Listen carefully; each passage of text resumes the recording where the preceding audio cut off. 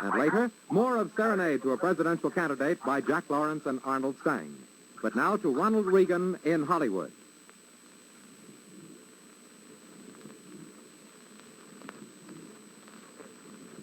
This is Ronald Reagan speaking to you from Hollywood. You know me as a motion picture actor. But tonight I'm just a citizen, pretty concerned about the national election next month, and more than a little impatient with those promises the Republicans made before they got control of Congress a couple of years ago. I remember listening to the radio on election night in 1946. Joseph Martin, the Republican Speaker of the House, said very solemnly, and I quote, "We Republicans intend to work for a real increase in income for everybody by encouraging more production and lower prices without impairing wages or working conditions." Unquote. Remember that promise, a real increase in income for everybody. But what actually happened? The profits of corporations have doubled, while workers' wages have increased by only 1/4. In other words, profits have gone up 4 times as much as wages. And the small increase workers did receive was more than eaten up by rising prices, which have also bored into their savings. For example, here's an Associated Press dispatch I read the other day about Smith L. Carpenter, a craftsman in Union Springs, New York. Seems that Mr. Carpenter retired some years ago thinking he had enough money saved up so that he could live out his last years without having to worry.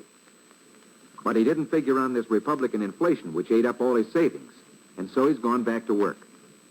The reason this is news is Mr. Carpenter is 91 years old. Now, take as a contrast the Standard Oil Company of New Jersey, which reported a net profit of $210 million after taxes for the first half of 1948, an increase of 70% in 1 year. In other words, high prices have not been caused by higher wages, but by bigger and bigger profits. The Republican promises sounded pretty good in 1946. But what has happened since then, since the 80th Congress took over?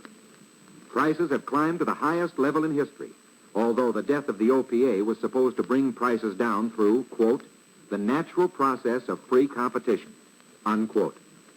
Labor has been handcuffed by the vicious Taft-Hartley law. Social Security benefits have been snatched away from almost 1 million workers by the Gearhart bill.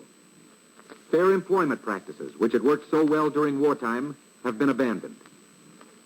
Veterans' pleas for low-cost homes have been ignored, and many people are still living in made-over chicken coops and garages. Tax reduction bills have been passed to benefit the higher income brackets alone.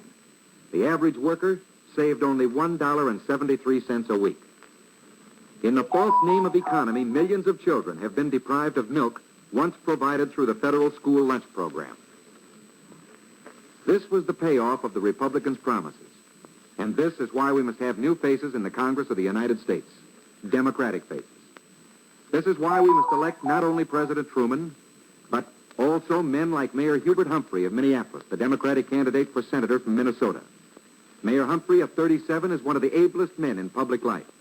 He's running against Joe Ball, who, as a member of the Senate Labor Committee, helped write the Taft-Hartley law. The Republicans don't want to lose Ball, and they're spending a small fortune on his campaign. They've even sent Dewey and Warren out to Minneapolis to speak for him. President Truman knows the value of a man like Hubert Humphrey in the Senate, and he has been in Minneapolis, too, campaigning against Joe Ball. Mayor Humphrey and Ball are the symbols of the political battle going on in America today.